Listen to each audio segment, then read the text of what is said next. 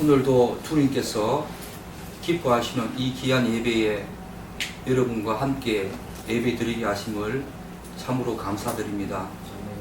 조국교회와 그리고 미자립교회, 개척교회, 작은 교회들이 오늘도 주님의 진리를 전하고 또 든든히 세워졌으면 참 좋겠습니다. 그런 은혜가 있기를 간절히 사모합니다. 우리 지난주에는 너희는 세상의 빛이라 하는 제목으로 말씀을 전했지요.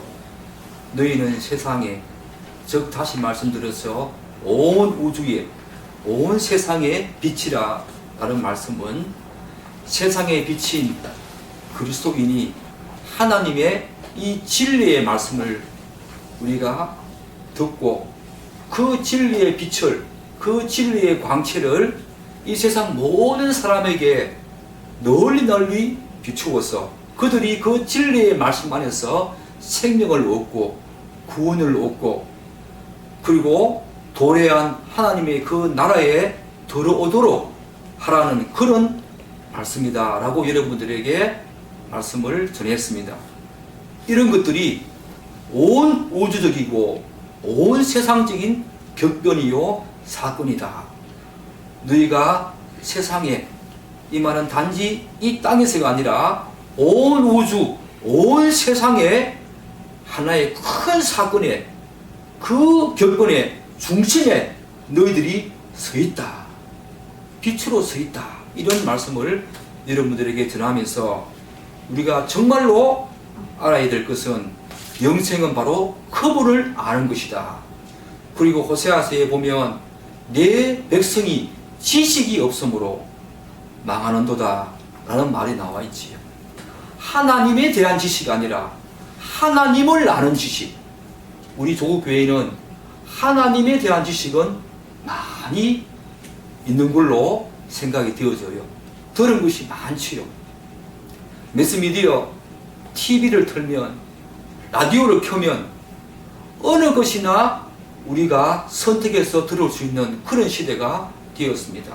그래서 하나님에 대한 지식은 우리가 많이 있는데 정작 하나님을 아는 지식, 정말로 그분을 인격적으로 만나서 우리의 이지와 우리의 감정과 우리의 의지가 다 발동하는 그런 하나님을 아는 지식은 많이 부족하다는 것을 제가 사역하면서 많이 느끼게 되었습니다. 그뿐만 아니라 우리 기도가 하나님 그 자체, 하나님 그 자체를 아는 그 기도가 되어야 되는데 하나님이 갖고 계시는, 이 손안에 갖고 계시는 그 선물을 자꾸 추구하는 그런 식의 샤머니즘적인 그런 기도가 우리 조국교회에 많이 있다는 것은 참 안타까운 사실이 아닐 수 없습니다.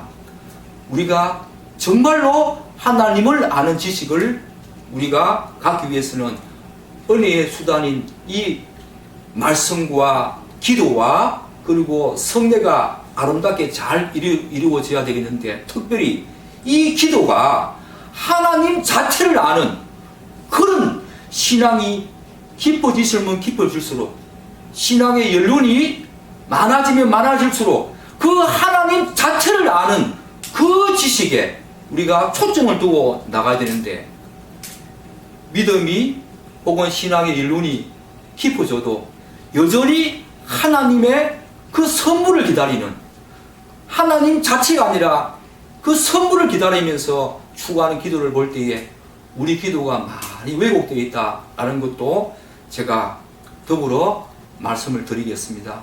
우리는 절대로 그래서는 안 되겠습니다. 여러분의 기도가 달라져야 합니다. 말씀을 읽어야 합니다. 여러분의 기도가 이제는 하나님 그 자체를 아는 그런 기도로 바뀌면서 그분을 알면 알수록 여러분 입에서 그분에 대한 이 찬양과 찬송과 감사와 그 은혜에 대한, 그 구원에 대한 모든 것들이 그분은 편에서 그분으로부터 왔다는 사실을 깨달을 때에 여러분들은 그분 한 분만으로 정말로 만족하고 기쁨하는 그런 삶이 있기를 간절히 축복합니다. 오늘은 마태복음 5장 17절 18절 말씀을 통하여서 그리스도와 율법이라는 제목으로 말씀을 전할 텐데요. 그 이어서 나오는 19절, 20절은 그리스도인과 율법과의 관계. 오늘 전하는 이 말씀은 그리스도와 율법과의 관계를 이야기하고 있습니다.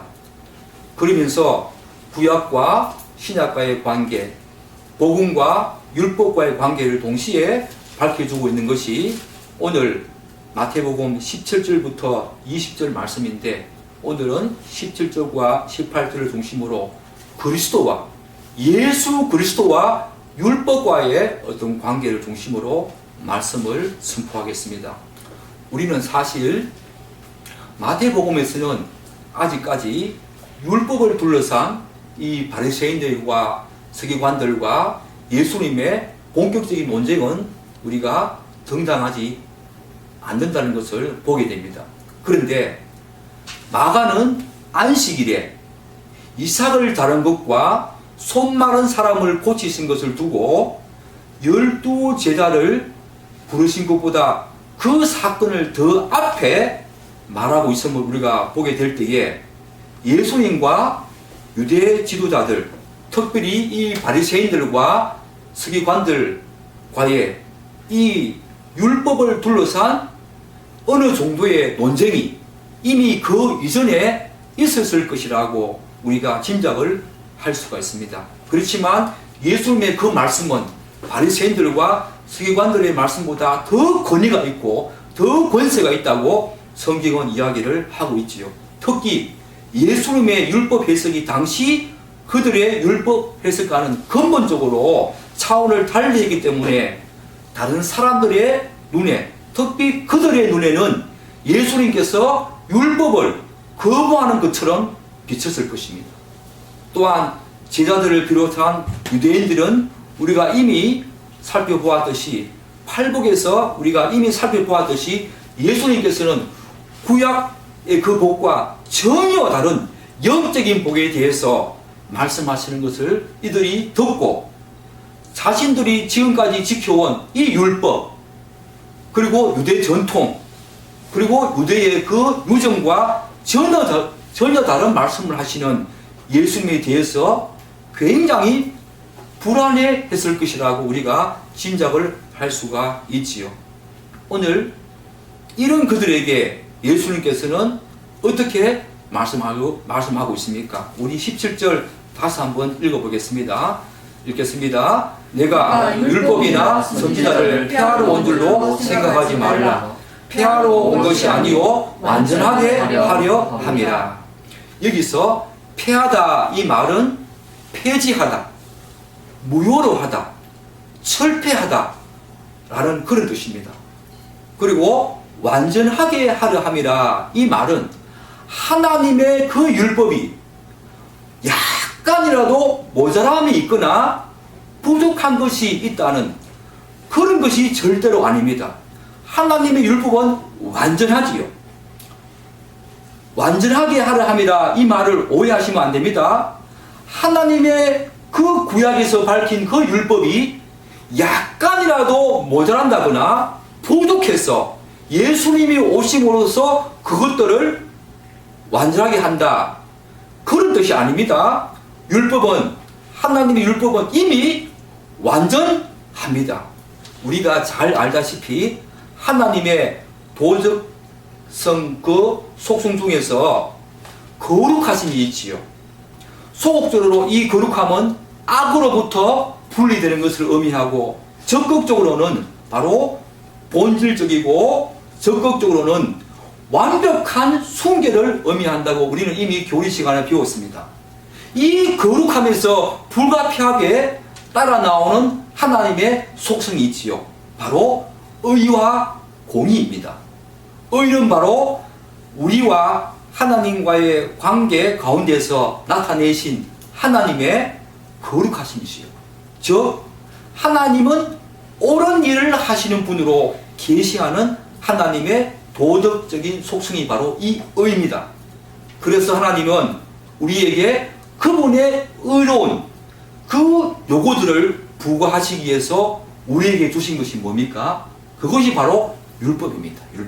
율법은 하나님께서 우리에게 그분과의 어떤 관계를 올바르게 하고 그분이 옳은 분이심을 계시하는 하나님의 도덕적인 속성 가운데서 우리로 하여금 어려운 삶을 살아라고 요구하시고 부과하시는 것이 그분의 율법입니다. 그래서 이 의를 우리가 교리 시간에 배웠듯이 입법적인 거룩하심이라고 말했지요. 율법은 그분의 입법적인 거룩하심으로 부과된 것입니다. 이처럼 율법은 완전한 그분의 거룩하심을 표현한 것이고 그분의 거룩하심에 대한 사랑의 표현이고 그분이 옳은 일을 하시는 분이라는 것을 계시하는 것이고 우리가 온 마음과 뜻을 다하여서 그분을 사랑하고 섬기도록 돕기 위해서 우리에게 주어진 것이기 때문에 전혀 모자란다거나 부족함이 없습니다. 그분의 율법은 완전합니다. 이것을 우리는 율법의 완전성이라고 이야기를 하지요. 그래서 예수님께서 내가 율법과 선지자를 폐하러 온 것이 아니라 완전하게 하려 함이라, 이 말은 율법 그 자체에 모자란다거나 부족함이 있어서 그런 말씀을 하신 것이 아닙니다. 이 완전하게 한다, 이 말은 완수하다, 꽉 차도록 채운다, 끝내다, 완성하다, 그런 뜻이 있습니다. 여기에 전혀 모자람이나 부족함의 의미가 들어있지 않습니다. 예수님께서 말씀하신 율법을 완전하게 하려 함이라, 이 말씀은 한 세 가지로 구분해서 말씀할 수 있겠는데, 하나는 율법을 바로 세워서 완수한다.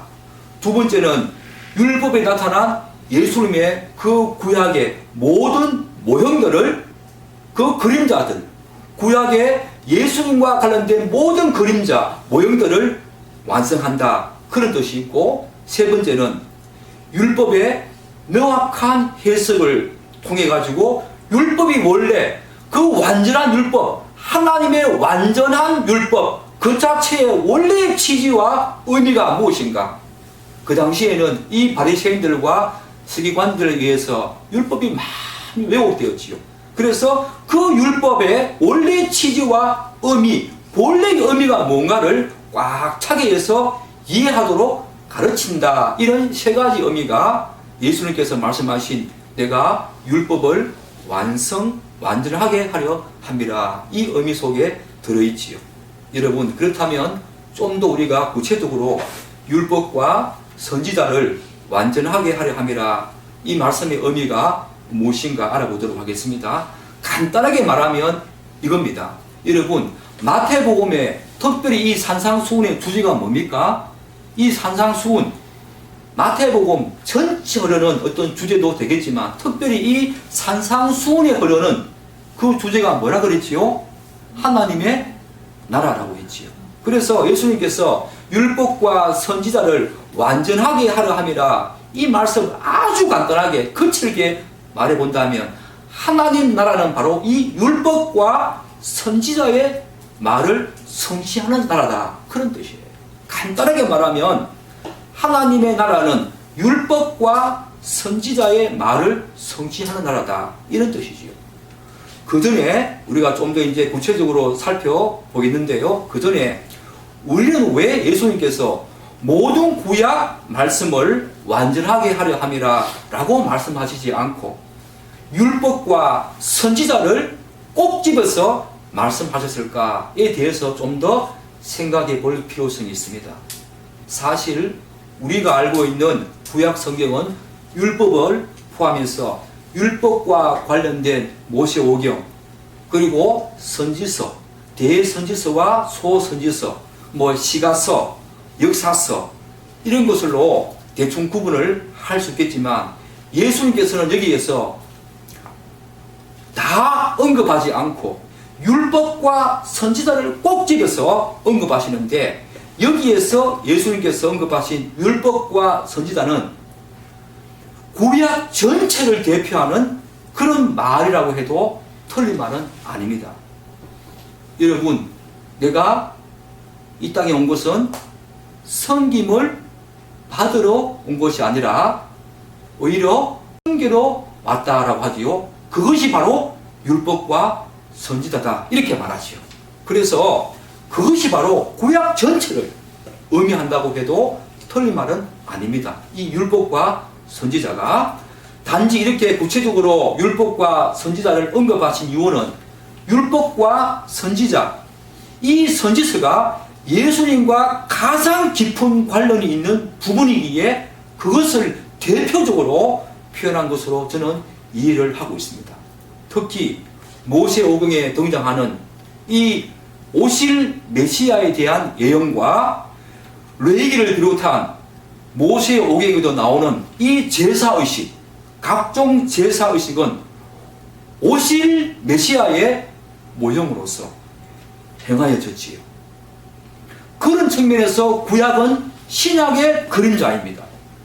구약은 복무리 상태의 복음이고 신약은 완전하게 만개한 복음입니다.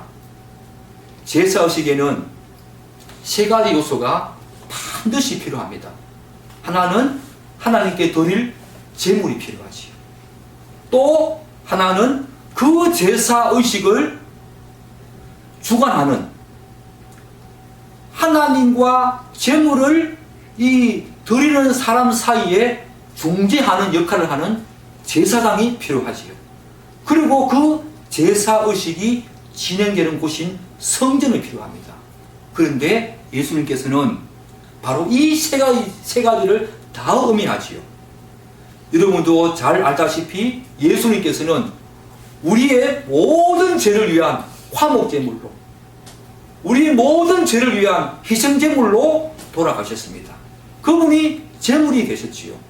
그리고 하나님과 우리 사이에 그 막혀있던 죄로 말미암아 막혀있고 모든 것이 다 깨어지고 허물어져 버린 그 우리가 담대하게 나아갈 수 있도록 허물어진 모든 벽들을 다시 세우시고 우리와 그분의 깨어진 관계를 다시 회복시키는 대제사장, 중재자로서의 히브리서에 보면 대제사장으로 이 땅에 오셨다 이렇게 말씀하시요.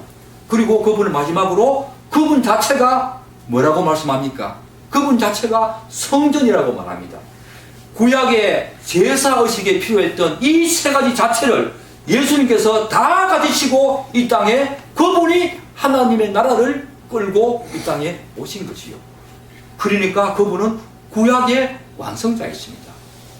이렇게 예수님께서는 구약의 율법에 오실 메시아의 그림자로 행하여졌던 수많은 이 제사의식을 직접 그분이 성취하러 오신 분이라는 의미에서 바로 율법을 완성하러 오셨다 이렇게 말씀하신 것이요. 그래서 예수님께서 이 땅에 오신 이후에는 더 이상 우리가 구약과 같은 그런 제사의식을 더 이상 행하지 않지요. 예컨대 정결의식, 제사법, 의식법, 아직 남아있는 것은 도덕법과 시민법이지만 그런 것들은 남아있지만 그 제사의식과 관련되는 정결의식과 제사법과 의식법은 그분이 직접 대제사장으로, 그분이 직접 제물로, 그분이 직접 하나님의 성전으로 이 땅에 오심으로 말미암아 구약의 오실 메시아에 대한 모든 그림자 모형을 그분이 직접 오심으로 율법을 완성하셨지요. 그런 의미에서 그분은 율법을 완전하게 하려 함이라 이렇게 말씀을 하시는 겁니다. 그리고 예수님께서는 직접 율법의 창시자이시기도 하지요. 당시 유대 지도자들에 의해서 왜곡된 율법의 수많은 부분들을 본래의 취지대로 바로 세우고 율법의 그 명확한 그 해석을 통해서 율법의 원래 취지와 본래의 의미를 우리들에게 당시 예수를 믿는 사람들에게 그리고 유대인들에게 이해하도록 가르치기 위해서 이 땅에 오셨지요. 우리가 앞으로 살펴보겠지만 5장 21절 이하에서는 서기관들과 바리새인들의 의보다 나은 의, 정말 예수를 믿는 사람들의 바른 삶이 무엇인가에 대해서 말씀하지요. 이것이 바로 그런 의미지요.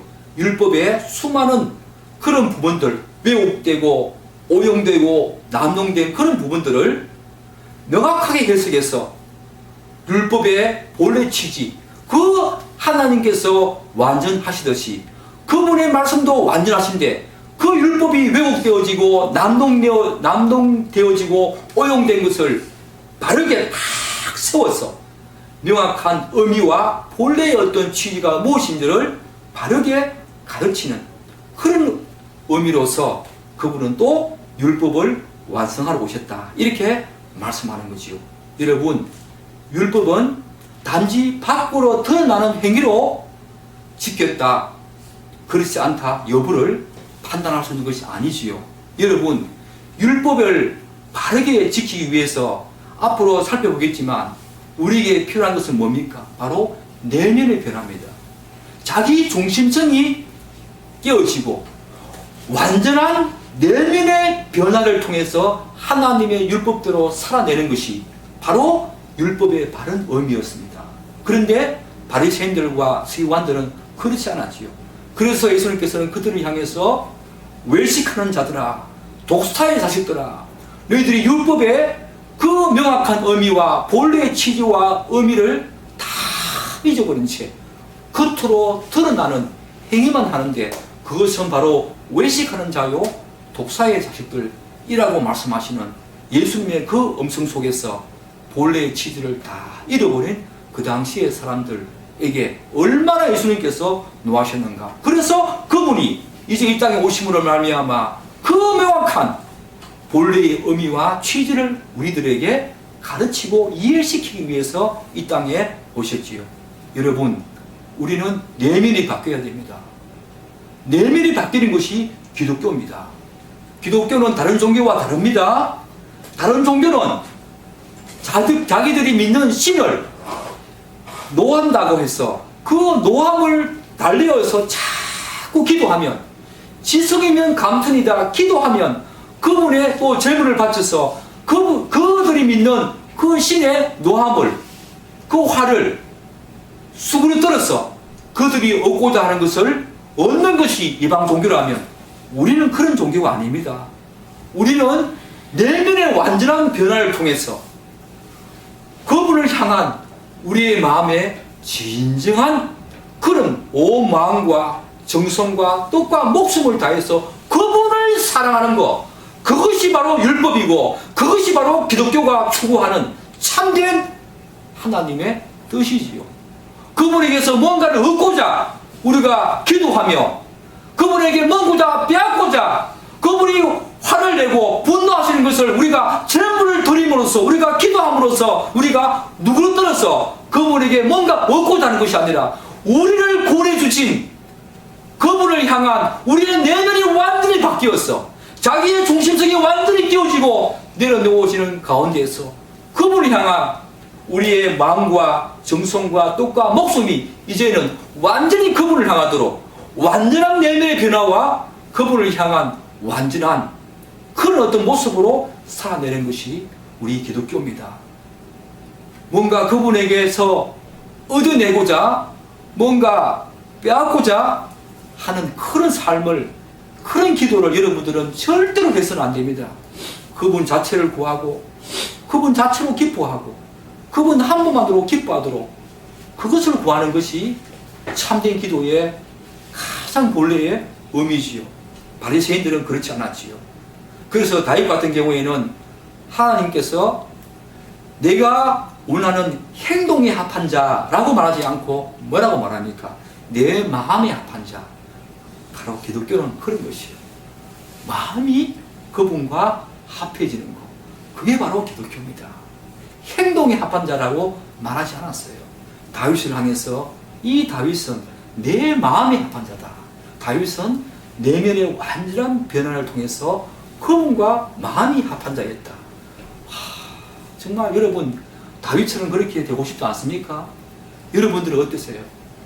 여러분들의 삶은 정말 예수를 믿고 난 다음에 여러분들의 조금 도덕적이고 윤리적인 다른 사람들보다 조금 나은 삶, 그런 정도로 살아내고 있습니까? 아니면 여러분들의 내면이 전적으로 변화되어서 하나님 자체, 그분 자체 한 분만으로도 내 삶의 모든 것이 충족되어지고 내 삶에 어떤 것이 없어지고 내 환경이 어떠하다 하더라도 그분 한 분만으로 기뻐하며 만족하며 바울처럼 그렇게 살아내는 그런 삶입니까?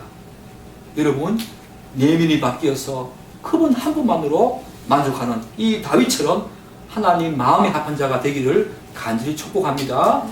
그리고 그래서 이런 의미에서 예수님께서는 자신이 이 땅에 오신 목적이 바로 율법을 완성하기 위해서 오셨다라고 말씀을 하고 있는 거지요. 또 율법과 선지자를 완전하게 함이라, 선지자를 완전하게 함이라 라는 말씀도 또 있지요. 이 부분은 우리가 어떻게 이해될까? 구약 성경에는 오실 메시아에 대한 예언들이 수없이 많이 등장합니다. 예를 들어서 창세기에도 출애굽기, 민수기, 신명기, 시편, 이사야, 예레미야, 다니엘, 스가랴, 학개서, 저는 이렇게 많이 구약 성경에서 오실 메시아에 대한 예언들이 이렇게 많은 성경에서 이야기하고 있는 줄 몰랐어요.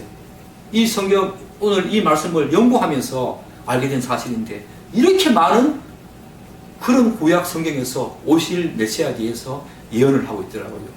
특히 선지서에서 집중적으로 예언되고 있지요.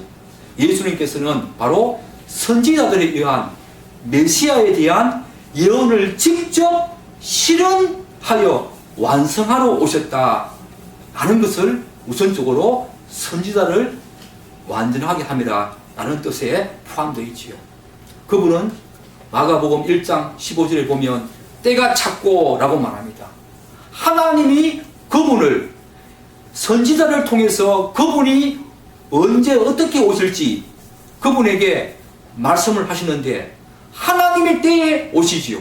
때가 찼고, 그래서 때가 완전히 참에 따라서, 그 때가 엄에 따라서 예수님께서는 구약의 선지자가 예언하신 그분의 하나님의 뜻대로 오셨고, 그리고 그분은 항상 어떤 행동을 하실 때마다 항상 이런 말씀을, 어떤 사역을 하실 때마다 이런 말씀을 꼭 하지요. 내가 온 것은 주께서 선지자로 하신 말씀을 이루러 하심이라 하시면서 선지자의 예언대로 그분이 오셨고, 선지자 예언대로 그분이 사역도 하시고 삶도 살아내셨다라는 것을 우리가 알 수가 있지요. 그의 한 걸음 한 걸음은 바로 율법을 성취하는 걸음들이었습니다.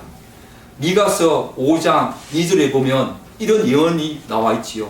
베들레헴 에브라다야, 너는 유다 족속 중에 작을지라도 이스라엘을 다스릴 자가 내게서 내게로 나을 것이라. 그의 근본은 상구에 영원히 있으리라. 이사야 7장 14절에는 또 이런 예언이 있습니다. 그러므로 주께서 친히 징조를 너희에게 주실 것이라. 보라, 처녀가 잉태하여 아들을 낳을 것이요 그의 이름을 임마누엘이라 하리라. 그때로 되었지요. 예수님께서는 구약 선지자가 예언한 대로 베들레헴에서 처녀의 몸을 빌어서 성령으로 율법 아래에 나섰습니다. 어릴 적부터 그분은 마지막 십자가에 돌아가실 때까지 하나님의 모든 율법을 다 완성하심으로써 그분의 의로운 자가 되었지요. 율법을 완전히 다 지키는 것이 의로운 자인데, 그분은 율법 아래에 오셨고, 그 태어나는 그 순간부터 십자가에 돌아가는 그 순간까지 그분은 하나님의 완전한 율법을 그분 홀로 그 십자가의 길을 마지막 순간까지 가시는 그 순간까지 그분 홀로 가시면서 하나님의 모든 율법을 유일하게 다 완전하게 이루신 분이 바로 그분이시죠. 그분은 한 인격 안에 두 개의 성품, 신성과 인성을 가지고 나셨지요. 여러분, 신성을 지니고 나시면 왜 그렇습니까?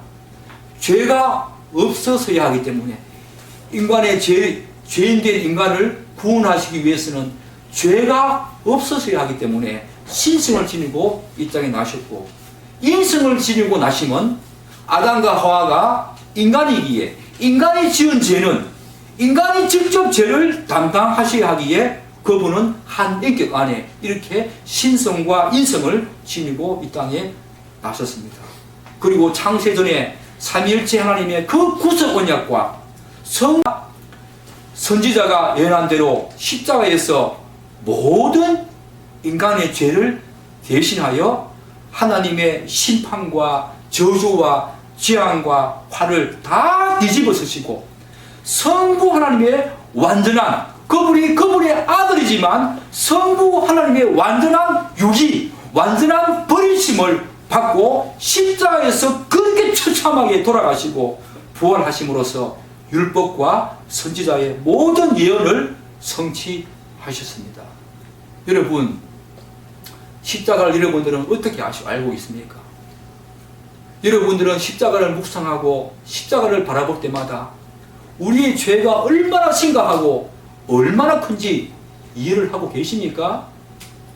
여러분, 우리는 죄를 지을 때마다 그렇게 아무렇게나 아무 생각 없이 죄를 이렇게 짓지만 하나님은 완전하신 분이시고 거룩하신 분이기 때문에 또 완전히 순결하시기 때문에 그분은 하나님의 아들, 아니 하나님 자체를 버리신 하나님 자체 그분을 죽이셔야만 우리의 죄가 사해진다는 그런 얼마나 우리의 죄가 심각하고 크다는 것을 우리에게 직접 예수님 자신의 아들을 하나님을 직접 죽이심으로 말미암아 우리에게 시청각 교육을 실물 교육을 우리에게 보여주셨습니다.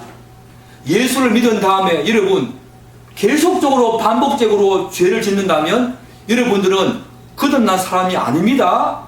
그건 거듭난 사람이 아닙니다. 우리가 여전히 죄에 오염되어서 우리가 예수를 믿음으로 말미암아 죄에 대한 책임은 사라지지만 죄의 책은 사라지기 때문에 하나님의 심판대에서 우리가 어렵다 칭함을 받고 구원은 받지만 여전히 죄에 오염된 몸은 이 땅에 몸을 입고 사는 동안에 계속되기 때문에 죄는 죽게 됩니다. 그럼에도 불구하고 계속적이고 반복적인 죄를 짓는다면 요한 1서에서 말하는 것처럼 우리는 거듭난 자가 아니고 하나님의 자녀들이 아니고 구원에 들어온 사람들이 아닙니다. 여러분들은 이 구약의 예언대로 오신 예수님을 정말로 나의 구주, 나의 주인, 나의 왕으로 진실로 믿고 계십니까? 정말 온 인격을 다해서 그분을 믿고 있습니까? 정말로 하나님의 그 모든 말씀, 예수님께서 하신 모든 말씀에 대한 어떤 지적인 동의, 바로 지혜, 그리고 하나님을 기뻐하고 그분 한 분만으로 기뻐하고 말씀을 들을 때마다 찬양할 때마다 기도할 때마다 내 감정에서 우러나오는 참된 기쁨, 그리고 그 완전한 지적인 동의에 대한 그리고 참된 기쁨에 대한 그것에 따라서 여러분의 삶을 헌신하고 신뢰하고 그분을 신뢰하고 그분에게 맡기는 이 지정의, 이 완전한 인격적인 믿음이 여러분에게 있습니까? 그게 믿음입니다. 여러분, 믿음은 완전히 인격적이어야 합니다. 하나라도 빠지면 그것은 믿음이 아닙니다. 지금 조국교회는 이런 경우가 많이 있어요. 그분께 헌신하고 그분께 자신의 삶을 맡기는 그런 행위는 교회에서 수많은 그런 어떤 헌신과 봉사를 합니다. 그런데 하나님을 진심으로 아는 이 이지적인, 이 지적인 동의, 하나님을 진심으로 아는 인격적인 그런 어떤 모습이 없기에 자칫 잘못하면 그런 사람의 헌신과 봉사가 전혀 다른 방향으로 갈 수가 있습니다. 우리는 지적인 동의가 먼저 되어야 합니다. 믿음은 지적인 동의, 그분을 알아야 합니다. 그분을 아는 가운데서 그분을 기뻐하고 그런 가운데서 마지막으로 나오는 것이 바로 헌신이고 봉사입니다. 그런데 지금 조국교회에서는 거꾸로 가고 있어요. 교회에서 하나님에 대한 지식, 하나님을 진심으로 아는 지식, 진리와 복음을 제대로 가르치고 선포하는 것은 많이 부족한데 그럼에도 불구하고 헌신과 봉사를 많이 강조하면서 그런 사람이 바로 믿음이 좋은 사람이라고, 그런 사람이 바로 집사가 되고 장로가 되는 모습을 우리가 많이 볼 수 있는데 그건 정말 조국교회가 한 번 더, 다시 한 번 더 돌아봐야 될 중요한 그런 내용인 것 같습니다. 여러분, 그분에 대한 암, 그것이 믿음의 첫 출발입니다. 그래야 헌신과 봉사가 다른 방향으로 나아갈 수 있다는 것을 여러분들은 꼭 기억하시기 바랍니다. 그래서 선지서는 모세 율법과 관련하여 매우 중요한 의미를 띠고 있지요. 왜냐하면 이제 예수님께서 이 땅에 메시아로 오심으로써 선지자들의 기대가 완전히 실현되었기에 율법에, 즉 수많은 제사의식에 나타난 메시아의 그 모형은 완성되었지요. 곧 이 완성은 예수의 사명과 불가분의 관계가 있기 때문에 선지서와 모세의 율법과는 매우 깊은 관계가 있습니다. 자, 이렇게 예수님께서는 율법과 선지자를 폐하러 온 것이 아니라 완전하게 하러 오셨다고 이렇게 말씀하시면서 율법에 대해서 한 가지 중요한 포인트를 우리에게 짚어주시고 있지요. 우리 18절 한 번 더 읽어보겠습니다. 읽겠습니다. 진실로 너에게 이르노니 천지가 없어지기 전에는 율법의 1.1획도 결코 없어지지 아니하고 다 이루리라. 여기에는 구약과 예수님의 성천 이후의 모든 말씀도 여기에 다 포함되고요.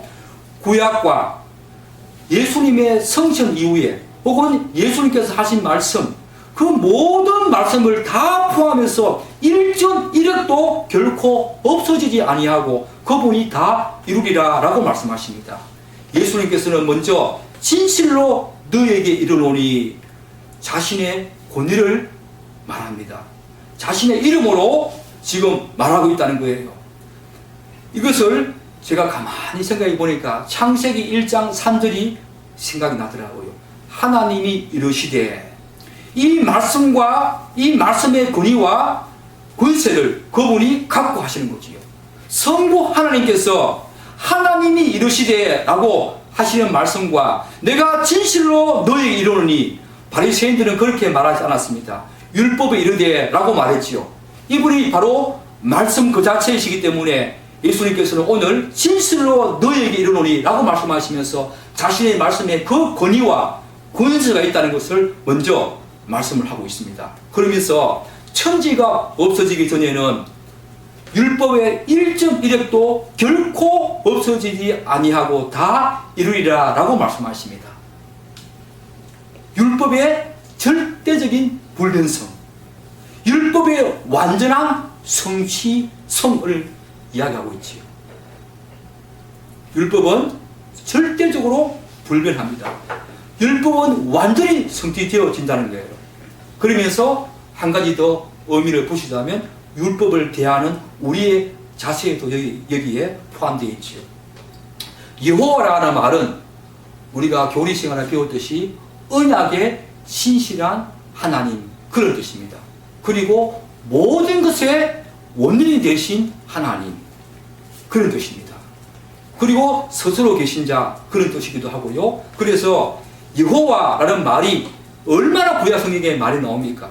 언약의 신실하신 하나님, 모든 것의 원인 되신 하나님, 이것은 그분의 속성과도 관련되지요. 그분의 속성 중에 하나님의 불변성이 있습니다. 그분의 율법은 그분의 속성과 깊은 관련이 있어요. 그분의 불변성, 오늘 1.1획도 결코 없어지지 아니하리라 말씀하시면서 하나님의 그 속성 중에 불변성과 율법을 서로 대조시키면서 이렇게 말씀하고 있어요. 그분이 불변하듯이 그분이 하신 말씀은 절대적으로 신뢰할 수 있고 절대적으로 불변한다는 거예요.